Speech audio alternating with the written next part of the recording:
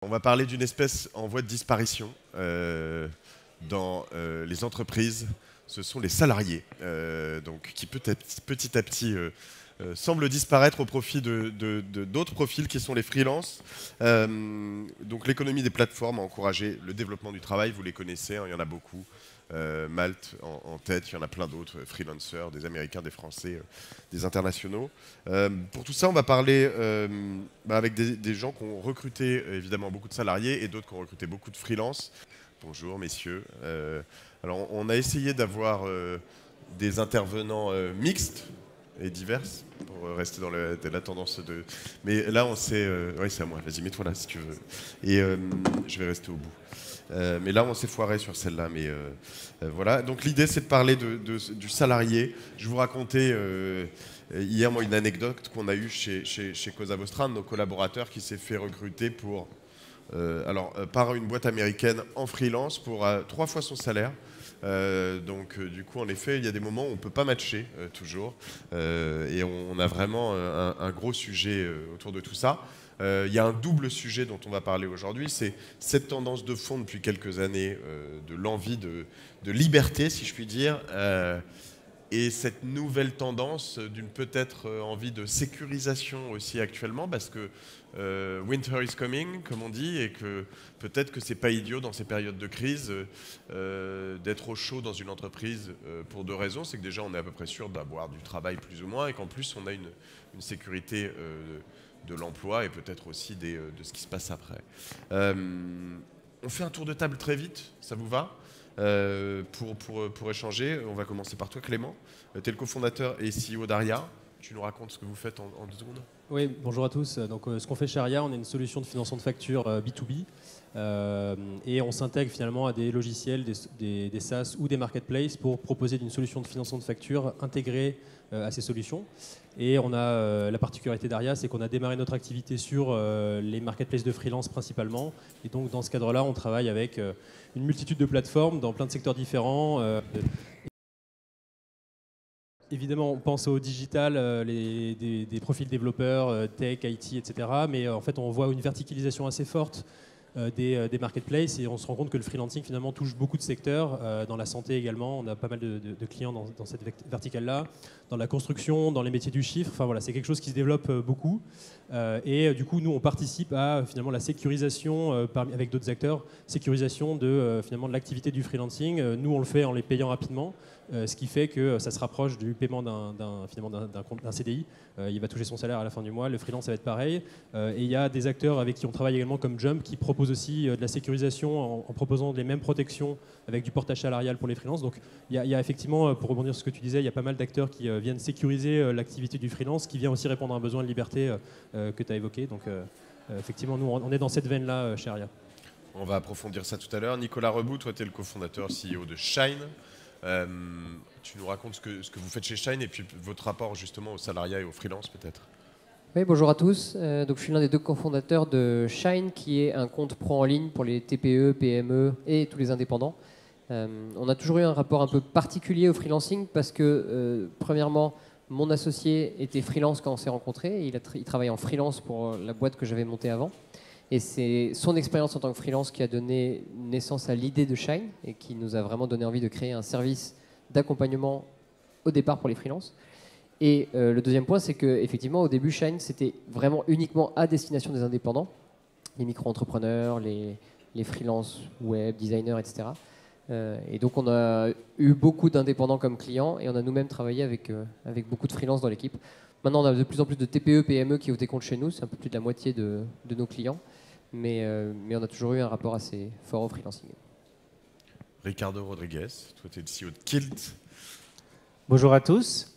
Donc, je suis le fondateur de Kilt. C'est une solution en fait, qui permet de digitaliser les prêts immobiliers.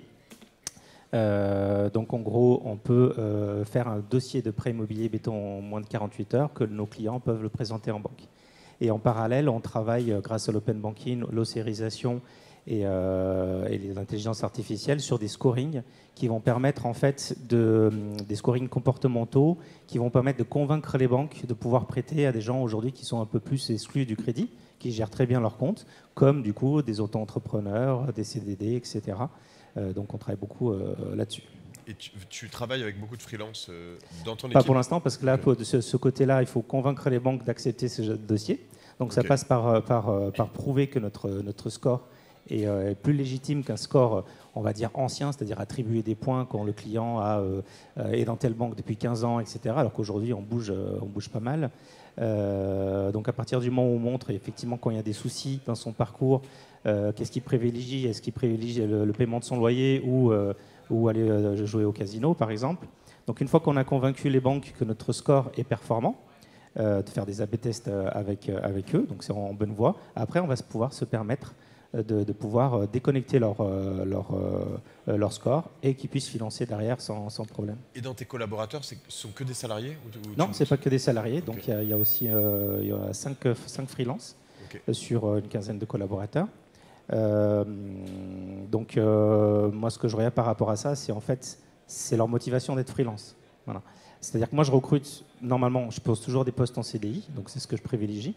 Mais après, si c'est vraiment un choix intellectuel, par exemple des gens qui ont besoin de travailler sur d'autres projets en même temps, parce que s'ils travaillent sur un seul projet, ça les rend un petit peu plus moroses, ça se discute, donc c'est plus ces profils-là. Voilà. Merci Ricardo. Louis Chatriot, toi tu es cofondateur d'Alma. Raconte-nous ce que vous faites chez Alma et justement votre relation au freelancing et au salariat. Bonjour à tous. Donc, cofondateur CEO d'Alma. Alma, c'est du paiement plusieurs fois. Donc, comme son nom l'indique, c'est pas très compliqué, en tout cas à expliquer. On fait une forme de microcrédit au moment de l'achat. On permet à des marchands de se faire payer en 3 ou 4 fois par leurs clients. C'est un déclencheur d'achat. Ça permet au marchand de convertir son client et de l'aider à monter en gamme. Du coup, en fait, à acheter les produits les plus de meilleure qualité et du coup forcément sur lequel il fait une meilleure marge. En gros, on va faire 20% des transactions de nos marchands. C'est un produit qui est très très populaire. En termes de freelance, alors nous on n'est pas, je connais moins le freelancing que forcément Clément et Nicolas qui bossent dessus entraînés pour de vrai. Par contre, nous on a une grosse expérience de freelance dans le sens où on a bossé avec vraiment énormément de freelance. À une époque, on avait plus de freelance que de CDI dans l'équipe tech. Là, ça c'est un peu redescendu, mais à une époque, on avait plus de 50 freelance dans la boîte. D'accord. Est-ce qu'il y a une tendance de fond on a vraiment vu donc monter le freelancing. Est-ce qu'il y a des métiers sur lesquels, là, on a parlé de tech pas mal, est-ce qu'il y en a d'autres? Est-ce que vous voyez des changements de paradigme actuels sur ces dernières années? En tout cas, on a vu que ça a grossi, ça c'est sûr, en 10 ans. Est-ce qu'on est encore au début? Est-ce que...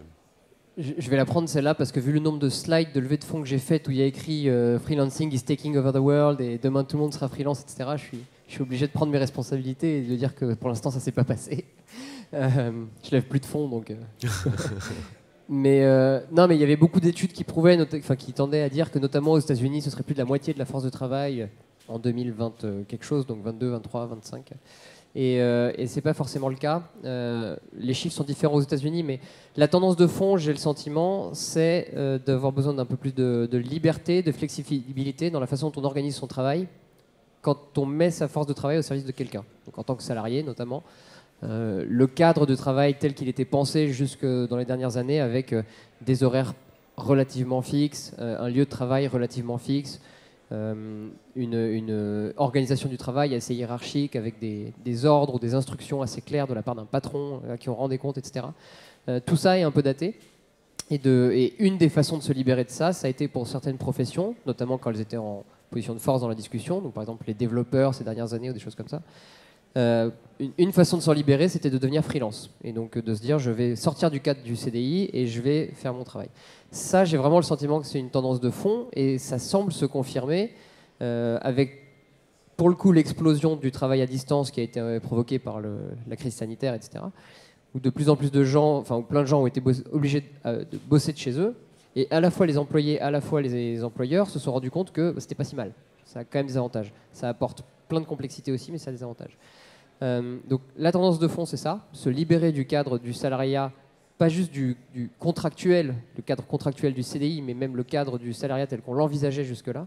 Ça, c'est une tendance de fond, et j'ai l'impression que c'est le cas dans beaucoup de pays occidentaux. Est-ce qu'elle tient en période de crise, cette tendance? Ce que je veux dire, c'est que si tu passes de 6-7% de chômage à 15%, le rapport de force, il y a un moment où il s'inverse. C'est-à-dire que de facto, l'offre et la demande fait que tu auras probablement en freelance moins de travail, potentiellement à des taux jour homme moins chers. Est-ce qu'il n'y a pas un moment où finalement, évidemment, quand tu vois tous tes petits copains qui partent en freelance, qui bossent comme ils veulent et qui sont payés 3 fois ton salaire, à un moment tu te dis c'est super. Est-ce que c'est pas juste un corollaire de ces années en boom qu'on a eu depuis 10 ans? Ouais, je pense que tu as peut-être une tendance de fond qui est vraiment qui dépend pas de la crise, si tu veux, qui est l'empowerment. Ce que disait Nicolas, hein, c'est en fait, on part d'une société hyper hiérarchisée. Tu as le chef qui dit au sous-chef, qui dit au sous-sous-chef, etc. Et c'est ça que tu fais, voilà tes objectifs, tu les atteins, tu n'atteins pas. Donc très très top-down. Et la culture du travail dans les fintech, notamment, enfin les boîtes qu'on dirige, et je pense à la culture du travail dans les grandes boîtes de demain, si tu veux, c'est beaucoup plus bottom-up. C'est-à-dire que c'est beaucoup plus... Le manager, son boulot, c'est pas de te dire toi tu fais ça, toi tu fais ça, tu fais ça. Le manager, son boulot, c'est de dire je crée un cadre dans lequel tu peux être successful. On est beaucoup plus dans l'autonomie. En fait, quelque part, on va demander aux employés d'être plus, je déteste le mot collaborateur, donc les employés d'être plus autonomes, entrepreneureux, si tu veux, dans leur approche. Et donc finalement, ça fit pas mal avec le freelance, puisque le principe du freelance, c'est que tu vas chercher toi-même tes clients. Donc je pense que c'est un peu cette double tendance, c'est quelque chose de complètement conjoncturel qui est effectivement un marché du travail extrêmement tendu récemment qui fait que les salaires des freelances ont explosé. Il ne faut pas oublier que les salaires en CDI, c'est beaucoup plus inerte. Tu ne peux pas diminuer, mais tu ne peux pas augmenter rapidement. En freelance, pour le coup, comme tu remets la balle en jeu tous les X mois, oui, ils sont bien payés, sauf que comme tu le dis, quand tu auras 15% de chômage, probablement les TGM vont se réajuster aussi à la baisse. Tu prends un risque. Donc en période haute, c'est plus haut, en période basse, c'est plus bas. Mais si tu oublies cet effet conjoncturel purement lié j'ai un déséquilibre fort du marché du travail, la tendance à l'empowerment, à l'autonomisation, et en fait demander aux employés de ne pas être juste des employés, mais vraiment des entrepreneurs dans l'entreprise, ça pour moi c'est un truc qu'on fait chez Alma et qui va rester très vrai.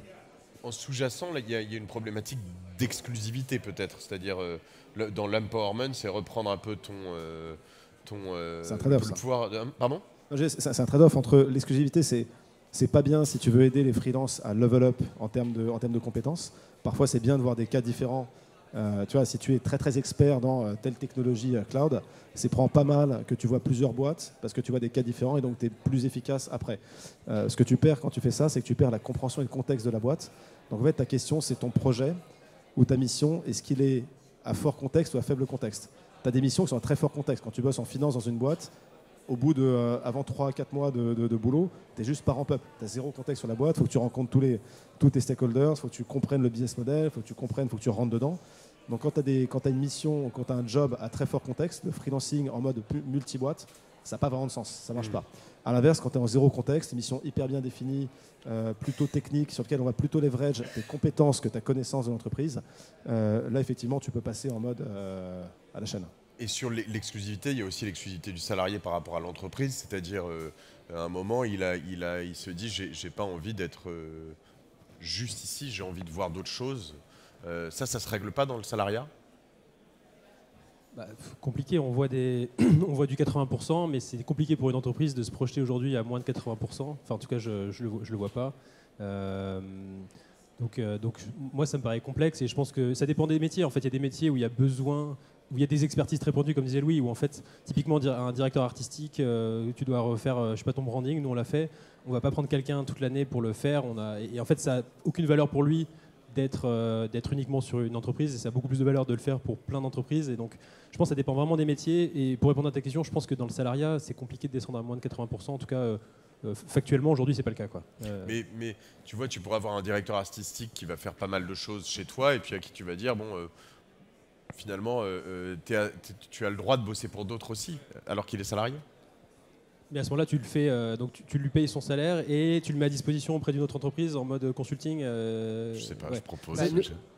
Ouais, alors moi je suis entièrement d'accord avec ça. Et une chose qu'on a mise en place pour répondre à ça chez Shine, c'est ce qu'on appelle la journée de freelancing. Donc en gros, on a tout simplement donné un jour de congé en plus chaque mois à chacun de nos employés.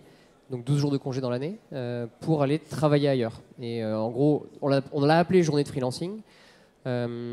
dans les faits, ils peuvent l'utiliser soit pour bosser pour une autre boîte, soit pour faire du bénévolat, soit pour un engagement quelconque, etc. Alors si ça peut ne pas être pour repeindre les murs chez eux, on préfère, mais sincèrement, on ne le contrôle pas. Mais le fait est que ça marche hyper bien. C'est-à-dire que c'est pris par plus de la moitié de la boîte. Il y a entre 10 à 20% de la totalité de nos employés qui le prend tous les mois. Enfin, tous les mois, il y a 10 à 20% de l'équipe qui le prend.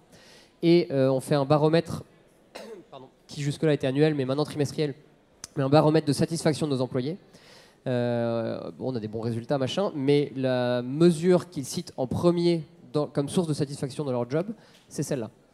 Alors pourtant, c'est étonnant parce que toute l'équipe ne le prend pas, il y a à peine un peu plus de 50% de la boîte qui l'a utilisé, mais même ceux qui ne l'utilisent pas sont super contents que ça existe. Et je pense que ça contribue à cette idée que les gens n'ont pas envie d'être enfermés dans leur job. Nous, on a envie que les gens soient heureux chez Shine, et on pense que le meilleur moyen pour qu'ils soient heureux, c'est pas de les enfermer. Et on est d'ailleurs allé plus loin aussi. Alors, je ne sais pas si on est les seuls à l'avoir fait, mais j'ai pas connaissance d'autres boîtes qui l'aient fait pour l'instant. Mais on a supprimé, en France en général, dans les contrats de travail, dans les clauses les plus standards que tout le monde met, il y a une clause d'exclusivité qui dit tu vas me consacrer 100% de ta force de travail. Tu n'as pas le droit d'avoir un autre job salarié à côté. Évidemment, tu as quand même le droit d'être micro-entrepreneur et de faire des trucs. La loi est un peu floue là-dessus, mais en tout cas, un autre job salarié, normalement, par défaut, non. Nous, on a supprimé cette clause d'exclusivité volontairement. On a juste mis une clause de loyauté pour qu'ils ne bossent pas non plus pour nos concurrents directs. Mais on en a fait surtout, au-delà du point juridique, on en a fait un point un peu symbolique, qui est de dire, quand vous travaillez chez Shine, on vous incite aussi à faire d'autres choses ailleurs. On ne veut pas être les seuls responsables, les seuls récipiendaires de votre force de travail. Et je me rends compte que je suis un peu long, mais un dernier point là-dessus. Il y a deux principales raisons pour lesquelles on fait ça. Il y a le côté philosophique, liberté des employés, etc. Bon. Mais il y a aussi un point très concret qui est celui de la formation. Tous ceux qui ont monté leur boîte ou qui ont été freelance ici, je pense, seront d'accord avec moi. Généralement, quand tu vends une mission, tu dis que tu sais faire 100% de ce que tu es en train de vendre, mais dans les faits, c'est peut-être entre 70, 80, 90 grand max. Il y a un truc où tu dis, bon, ça, je ne l'ai jamais fait, mais je verrai bien, j'apprendrai sur le tas. Et ben, dans les faits, c'est 10, 20, 30% que tu apprends sur le tas. C'est, de notre point de vue, là que tu apprends le mieux et le plus vite. Parce que tu le fais volontairement et parce que tu le fais parce que tu en as besoin. J'imagine qu'il y a aussi un peu d'objectif de rétention des salariés. Je veux dire, à un moment, quand tu vas regarder un peu ce qui se passe ailleurs, alors soit c'est nul chez toi et peut-être qu'ils auront envie de partir ailleurs, mais au moins quand tu es fort sur tes bases, tu te dis, ils vont se dire, c'est peut-être pas si mal chez moi. C'est un élément de rétention. Évidemment que si par ailleurs tout est nul et qu'en plus tu leur donnes plus de congés, il y a un moment, ça va pas t'aider. Mais oui, je veux dire... En tout cas, c'est un élément d'une philosophie globale d'entreprise, d'organisation du travail, où on veut donner de la liberté aux gens et leur dire toute la richesse que tu apportes et tout ce que tu fais en dehors, on considère que ça a de la valeur et on veut que tu l'apportes aussi. Je pense qu'il y a une évolution aussi. Moi, j'ai connu les VDI, parce que j'ai un parcours de vente directe, où c'était un peu les ancêtres, les vendeurs indépendants. En fait, on forçait, quelque part, il y a quelques années, les gens à être indépendants. Ouais, c'est ça. Donc le VDI, voilà. c'est un vendeur qui est payé à la commission. Il a un petit fixe, il est défrayé au moins. C'est ça, c'était un peu l'ancêtre de l'auto-entrepreneur, donc ça existe. Donc quelqu'un qui voulait rentrer en salarié à l'époque, dans la vente directe ou dans l'immobilier, ce genre de choses, on les forçait quelque part, nous on forçait, dire voilà, mets-toi indépendant, tu verras, tu vas gagner plus, etc. Maintenant, c'est plus les candidats qui veulent être indépendants, donc en freelance. C'est un petit peu... ça s'est retourné.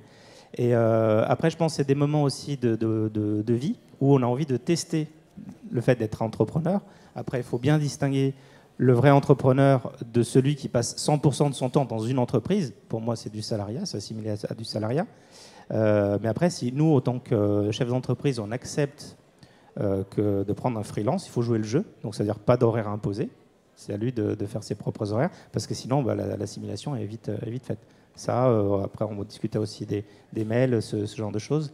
Mais aujourd'hui, c'est plus un choix du candidat, si on peut l'appeler comme ça, du freelance, qu'un choix de la société qui veut l'embaucher comme ça. On a pas mal parlé du côté peut-être employé, alors, pas collaborateur, si j'ai bien compris. N'essaye pas. Mais du coup, pas que employé, mais des personnes avec qui tu travailles. Et du côté des dirigeants, moi, je suis partagé, en fait, parce que à un moment, tu te dis c'est cool d'avoir une armée de freelance, finalement c'est un peu flexible, s'ils bossent bien, tu donnes plus de missions. Alors il y a des moments où ils peuvent pas, où ils sont plus chers, où ils vont faire d'autres choses. Et par moment, tu te dis aussi c'est très cool d'avoir un nid, un nest, quelque chose de très fort, un cœur d'employés qui sont très engagés. Je trouve que c'est difficile d'équilibrer tout ça. Il y a notamment, on parlait tout à l'heure dans la diversité et l'inclusion des populations qui ne se mélangent pas toujours bien, notamment les freelances et les collaborateurs. Est-ce que tu invites tes freelances à ton séminaire, ce qui pose des problèmes juridiques potentiellement, parce que ce sont des choses qui font que peut-être ils vont être requalifiés. Enfin voilà, il y a des curseurs à placer là-dedans qui sont hyper compliqués, non? Ouais, je pense que c'est un vrai sujet. Tout à l'heure, on parlait de contexte. Le contexte, c'est pas juste savoir quand on bosse la boîte, mais c'est aussi simplement avoir créé des relations. Et nous, on a eu des freelances chez Alma qui, juste en fait, s'en foutaient un peu. Ils disaient, écris-moi des tickets, et puis je code les tickets, puis après, je me barre. Peut-être deux remarques là-dessus. Là, en termes de proximité, c'est très limité. C'est assez terrible. Toi, tu dis, sur Jira ou sur machin, et puis tu les vois jamais. Ouais, et c'est merdique parce que tu essayes de créer des équipes. En fait, la réalité, c'est que déjà, on parle de freelance. Le freelance, c'est quand même quelque chose qui est très, très knowledge work. Hein, on n'est pas en train de parler de boîtes industrielles ou de boîtes d'agriculture. On parle vraiment de boîtes de services. Tu vois, le modèle qu'on a tous en tête, c'est quand même le modèle du développeur ou du product manager freelance. C'est-à-dire, en fait, des métiers où la collaboration est quasiment plus importante que les compétences pures. Donc si tu as une relation purement transactionnelle, en fait, tu vas perdre beaucoup. Tu n'arrives pas à créer cette équipe qui va au front ensemble. En fait, tu as des mercenaires, quoi, si tu veux. Et comme tu l'as dit, avoir un cœur de missionnaires, de gens qui croient dans la mission de la boîte et qui sont là envers et contre tout, c'est vachement important. Et après, tu as le problème des coûts transactionnels. Un papier que je conseille à tout le monde de lire, c'est de 1927, qui s'appelle The Nature of the Firm, qui est en gros un premier économiste américain qui a théorisé pourquoi on crée les entreprises. En vrai, tu pourrais te dire, tu n'as pas besoin d'une entreprise, chacun crée un contrat de gré à gré. Pourquoi on se fait chier à créer des structures dans lesquelles les gens bossent? Et l'idée, c'est que faire ramp-up un nouvel employé, c'est un coût transactionnel qui est fort. Donc ta question, c'est quelles sont les ressources dont tu as besoin en interne sur lesquelles tu veux minimiser ce fameux coût transactionnel, c'est-à-dire en gros, je l'onboard et ensuite, il fait partie de cette fameuse entreprise. Donc dans le freelance... Donc plus l'onboarding est long, plus tu as besoin que ce soit un employé, plus les cours, plus ça peut être un freelance. Assez logiquement. Sauf, après, on a dit hier, on s'est parlé hier pour préparer ce panel. Enfin, je vais mettre les pieds en plat, mais le CDI, c'est une aberration, ça n'a pas de sens. Le droit du travail français est juste complètement con. Pourquoi en particulier... Le CDI n'a pas de sens. Mais pourquoi? Merci. Me lance pas là-dessus parce que ça va être long. Si, vas-y, tu peux pas dire ça juste. C'est Mathieu Stéphane qui modère, hein, moi je... Carrément. Non, mais alors je vais qualifier un peu la phrase. Le CDI n'a aucun sens en termes juridiques pour les entreprises de knowledge work comme nous. C'est-à-dire qu'en gros, il y a tout un ensemble de clauses qui sont vachement... c'est un one size fits all, pour le dire autrement, d'accord? Donc, grosso modo, one size fits all. Donc un contrat pour tout le monde. Exactement. Donc grosso modo, c'est un truc qui a été pensé pour marcher pour 100% de la France. Et en fait, pour les entreprises comme la mienne, mais je pense comme la vôtre, tu as plein de droits qui ne fonctionnent pas. Je vais prendre un exemple un peu provocateur, qui est les heures supplémentaires. Donc nous, on est au forfait jour. Honnêtement, comme toute start-up, les gens bossent beaucoup et honnêtement, on ne compte pas leurs heures et on ne vérifie pas qu'ils aient pris bien les 11 heures de repos réglementaire. Ça, si tu ne fais pas ça, tu peux te faire requalifier. Si tu as un salarié pas content qui se barre et qui te met un prud'homme, en fait, il peut se faire requalifier. Et comme il est très bien payé parce que tu es dans des métiers où le salaire à 6 chiffres est quand même plutôt la norme, en fait, le mec peut te tirer 200 000 euros sur une technicalité, sur quelque chose qui est intrinsèquement une technicalité, qui est de dire le contrat moral que Alma a avec ses salariés, c'est que oui, vous allez bosser beaucoup, c'est super intéressant, vous allez beaucoup apprendre, mais guess what, si vous voulez faire 35 heures, c'est pas vraiment la bonne boîte, quoi. Mais ce contrat moral, pour le mettre en jeu, tu as un ensemble de contraintes qui sont absolument délirantes, et le freelance, pour le coup, fait sauter ces contraintes. Donc quelque part, ça se disait hier, pour moi le freelance, c'est une mauvaise réponse à un vrai problème, qui est que le CDI, j'ai rien contre les contrats à durée indéterminée, encore une fois, même c'est l'inverse, on veut de la loyauté. Mais en fait, le CDI ne te protège pas vraiment de la déloyauté. Quelqu'un peut se barrer, il est en CDI, il n'est pas enchaîné à son bureau. Et à l'inverse, ça impose un ensemble de contraintes qui sont très adaptées à certaines populations. Tu vois, tu es ouvrier chez Michelin, évidemment qu'on a besoin de ce genre de garde-fou. Tu bosses dans une start-up, honnêtement, ça ne fonctionne pas. Ça ne fonctionne pas pour l'employeur, du coup, plutôt. On parle de l'employeur. Ouais. Ça fonctionne très bien pour l'employé qui se dit, je vais me prendre un petit chèque. si tu respectes pas, oui, c'est un Oui, point mais de c'est vue. ça que je veux dire, c'est que c'est la lettre et l'esprit. C'est-à-dire Ouais. que l'esprit de la loi, tu vois, parce que là je vais passer pour un tyran évidemment. C'est pour ça que je exactement, pousse un peu. tu as raison. Non, mais on traite les gens très bien chez Alma, venez bosser chez nous. Ok, plus sérieusement, en fait, si tu veux, on respecte vraiment l'esprit de la loi. C'est-à-dire que quelque part, on essaie de créer, on se bat tous les jours pour créer une entreprise où les gens adorent travailler, on bosse, on bosse comme des chiens pour juste essayer de créer cette nouvelle version de l'entreprise. Les gens sont beaucoup plus empower, beaucoup plus autonomes. On se fait vraiment chier. Par contre, évidemment, comme toute start-up, on n'est pas forcément très bon sur le formalisme, sur les petites cases à cocher. Alors on est en train de devenir meilleur, mais à l'époque, on était vraiment pas bon. Et c'est toujours très très agaçant pour moi de me prendre les pieds dans le tapis, de te dire tu t'es fait chier, tu as mis en place des trucs, des formations, tu t'es personnellement investi pour faire level up tes employés, et puis derrière tu as un qui te plante un couteau dans le dos en sautant sur une trivialité, enfin sur une technicalité. Voilà, se prendre les pieds dans le tapis sur la lettre de la loi alors que tu as respecté l'esprit de la loi et que tu as essayé de faire ce que tu peux pour créer vraiment un super employeur, c'est extrêmement frustrant. Je reformule un peu, tu me dis si je me trompe, mais finalement, tu passes d'une société de 0 à combien vous êtes? On est 400. 400 en quelques années, en levant beaucoup d'argent. Le deal est assez clair. Les salaires sont assez bons. Ça se fait pas en dormant, quoi. Enfin, sans méchanceté, mais voilà, ça se fait pas en dormant. Ça se fait pas en dormant. Et il y a des moments où, en fait, il y a certaines règles qui sont pas complètement respectées, mais dans l'esprit, la lettre et l'esprit, en fait, dans l'esprit, on n'est pas exactement dans les clous toujours, et par moments, ceux qui sont pas dans les clous vont l'avoir noté au bon moment et te le remettre dans la gueule. Et c'est ça. Et du coup, ça t'impose, pour pas te faire emmerder, ça t'impose toi-même de tenir une sorte de comptabilité. Enfin, en fait, un formalisme qui a un coût, il faut le mettre en place, il faut avoir des gens pour le suivre. En fait, tout ça, c'est un coût où objectivement, tu vois, tu peux te poser quand même certaines questions. Nous, un truc qui pour moi aurait beaucoup de sens serait de dire, à partir d'un certain salaire, tu peux pas prétendre au prud'homme avoir des heures sup. En gros, on considère que si tu es payé, allez, whatever, 150 000 € par an, bah, si tu es payé ce salaire, c'est que probablement tu as un certain niveau quand même, tu vois, tu es assez senior. A priori, tu es un grand garçon. Donc, encore une fois, protéger les salariés qui sont à 25-30 cas par an, on en a beaucoup chez Alma parce qu'on fait beaucoup de support client. Évidemment que c'est indispensable. Je veux dire, on ne veut pas faire ce qu'a fait je ne sais plus quelle boîte de livraison qui a viré 1200 personnes après les embaucher. Tu prends quelqu'un qui est payé ce salaire-là, tu sais qu'il a quitté son job pour venir chez toi, il a pris un risque. Si derrière tu n'es pas responsable, ce n'est pas acceptable. Par contre, à l'inverse, encore une fois, l'autonomisation, l'entrepreneuriat, quand tu es un très haut salaire et qu'en fait tu es très autonome et que tu es maître de ton destin, quelque part on te protège moins, ce serait normal.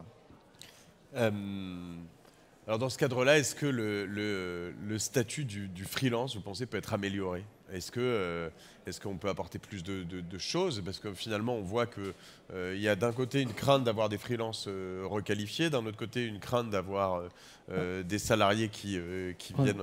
Alors personnellement, c'est pas une crainte, hein, parce que s'ils sont requalifiés, tant mieux. Parce que le but, c'est de les embaucher, c'est de l'avoir embauché en CDI. C'est eux qui n'ont pas voulu en CDI. Enfin, moi, personnellement, c'est pas cette crainte-là. C'est juste de leur mettre les responsabilités. Tu veux être freelance, ok, mais ça veut dire que tu fais ton boulot de freelance. Tu peux pas tout avoir. Bon. Moi, je pense ce qui est important, c'est de créer les conditions pour les freelances d'avoir des services qui viennent les protéger, en fait. Donc, les plateformes jouent le rôle de leur apporter du travail et de faciliter les mises en relation. Donc, ça, c'est un premier point. Et après, il y a toutes sortes de services qui viennent compléter ça. Et je pense à un de nos clients, le portage salarial. On bosse avec Jump, par exemple. Ça vient protéger le freelance de la même manière qu'un salarié parce qu'il va avoir la même protection. Donc, c'est plutôt vers là qu'il faut aller, c'est apporter des nouvelles choses. Le statut d'auto-entrepreneur est génial. Moi, je l'ai vécu, j'ai été freelance. C'était une super première étape pour démarrer. Puis après, tu évolues vers d'autres statuts. Donc, je pense qu'il y a peut-être la simplification à faire, de l'uniformisation des statuts. Ça, c'est peut-être une chose, je ne suis pas un expert là-dedans, mais il y a peut-être quelque chose à créer là-dessus. Mais je pense que le sujet numéro 1, c'est vraiment d'apporter de la protection pour les freelances, pour qu'ils soient finalement au même titre que les salariés aient accès au chômage, accès à cotiser à la retraite, par exemple. Ça, c'est des choses importantes. Et il y a plein de services qui se montent, donc ça va plutôt dans le bon sens, quoi. Ouais, très concrètement, quand tu veux être freelance, c'est très compliqué d'un point de vue administratif et tu es beaucoup moins bien protégé. Mais surtout, c'est très dur de gérer toi-même ta compliqué aujourd'hui. Ouais, quand même. Okay. Ouais, quand même. T'as toujours pas de. Enfin, en fait, la notion de chômage n'existe pas quand tu es freelance. Non. Mais ce qui est logique aussi, c'est très dur à définir. Enfin, à partir du moment où tu décides quand tu bosses ou pas. Tu as des statuts spécifiques comme celui d'intermittent du spectacle où en fait là tu as une protection sociale qui est mise en place mais parce qu'on veut soutenir la culture dans ce pays, c'est ça qu'on a décidé collectivement. Mais moi j'ai tendance à dire qu'il faut que les deux convergent un peu quoi. C'est-à-dire qu'il faut simplifier le statut de freelance et le rendre un peu plus protecteur et alléger un peu le cadre du CDI et s'ouvrir un petit peu plus et accepter de faire confiance aux gens et des choses comme ça. Donc tout le travail à distance qui se met en place, je pense que ça va dans le bon sens. Toutes les réflexions sur le cadre du CDI et les ajustements par accord d'entreprise et par accord de secteur, je pense que ça va dans le bon sens aussi. Il y a quand même beaucoup de choses que tu peux passer dans des accords d'entreprise maintenant. Alors c'est sûr que le formalisme d'un accord d'entreprise, n'en parlons pas, mais quand même, tu peux te mettre d'accord sur des trucs et qui te sortent de ta convention et mine de rien, c'est assez puissant. Mais il faut que les deux convergent, quoi. Moi, ça m'interpelle ce que tu dis parce que assouplir le CDI, tu te dis dans un pays comme la France, c'est quand même pas une tendance. C'est-à-dire, on a plutôt une tendance à le rigidifier. Et si dans un autre sens, on commence à dire à tous les freelancers, vous avez droit au chômage, alors là, je me dis, il n'y aura plus aucun salarié en fait.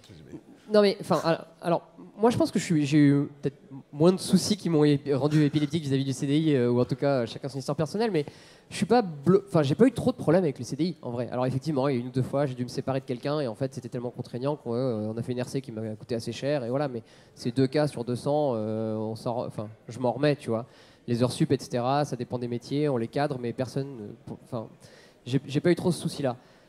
Moi, alors pourtant, et on bosse, tu vois, on monte une banque en ligne, quoi. Donc, j'ai pas trop de problème avec la réglementation, pour être honnête. Okay. Je trouve quand même que fondamentalement, les entrepreneurs et entrepreneuses, quand tu les laisses faire n'importe quoi, bah, ils font n'importe quoi, en fait.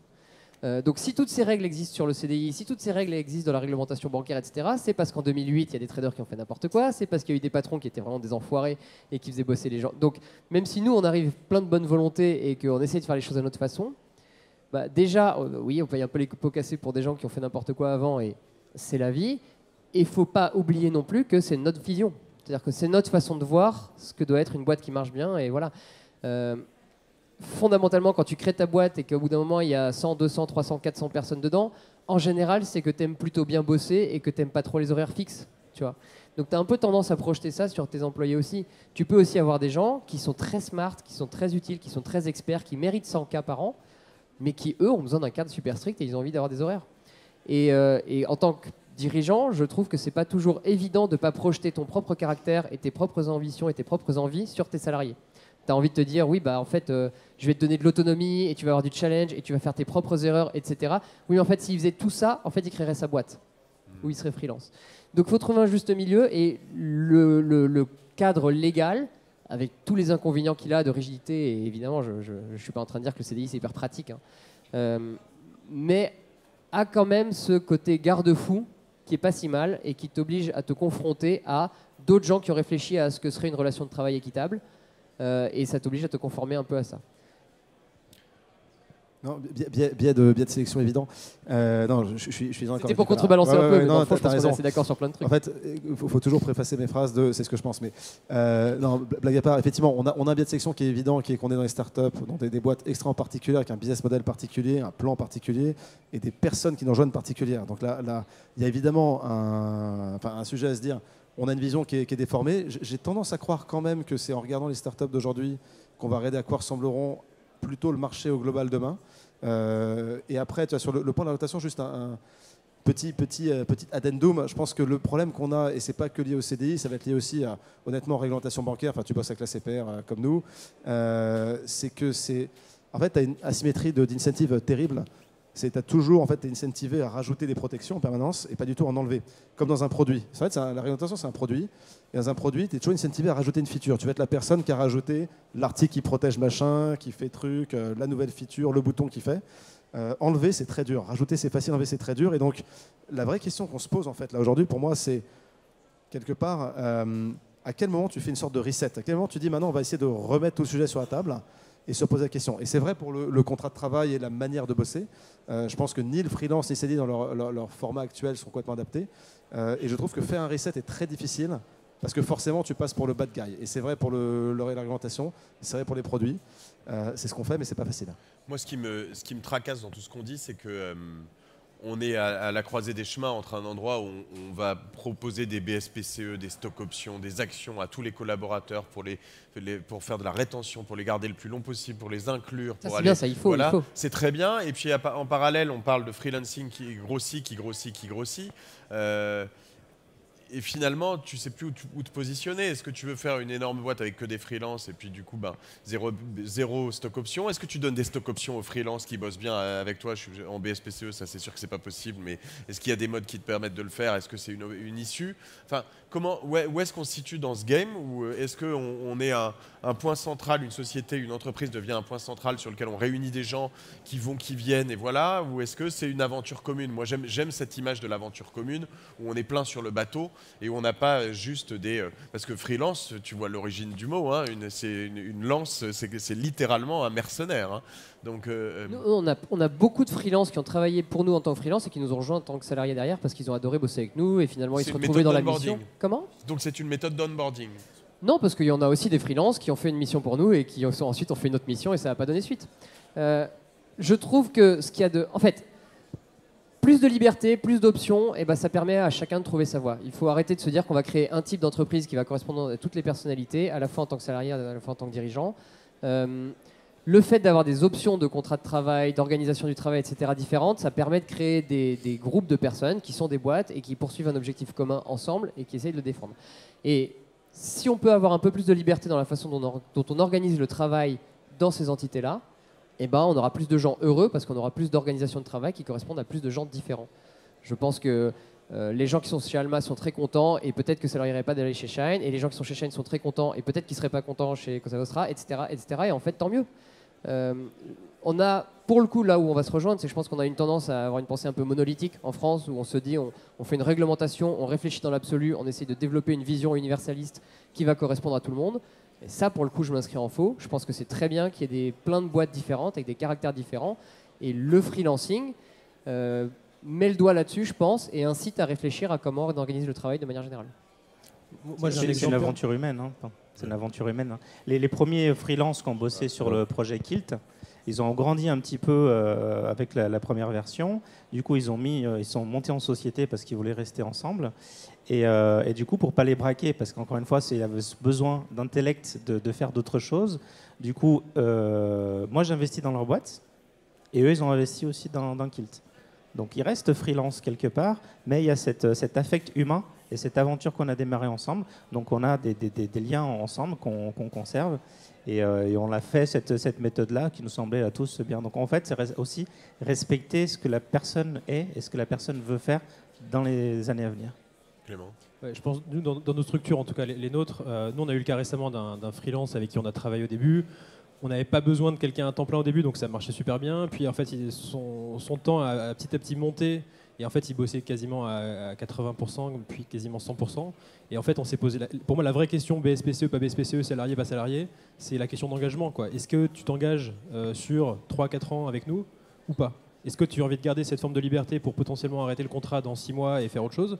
Ou est-ce que tu t'engages avec nous et auquel cas, on construit une aventure ensemble sur le long terme? Je pense que c'est vraiment cette question d'engagement qui fait que tu fais le choix de tu bosses en freelance ou tu bosses pas en freelance. Et quelqu'un qui peut pas se projeter à plus de 6 mois chez toi, c'est pas vraiment quelqu'un qui va adhérer à ta culture, qui va être là avec toi sur le long terme. Et c'est ça la vraie question, je pense, qu'il faut se poser. Peut-être deux mots sur le... J'aime beaucoup le point de Nicolas sur le côté augmenter les options. C'est vachement libéral comme point. Tu augmentes la compétition entre les modèles réglementaires et du coup tu trouves le meilleur. Voilà, je n'ai rien d'intelligent à dire de plus que ça.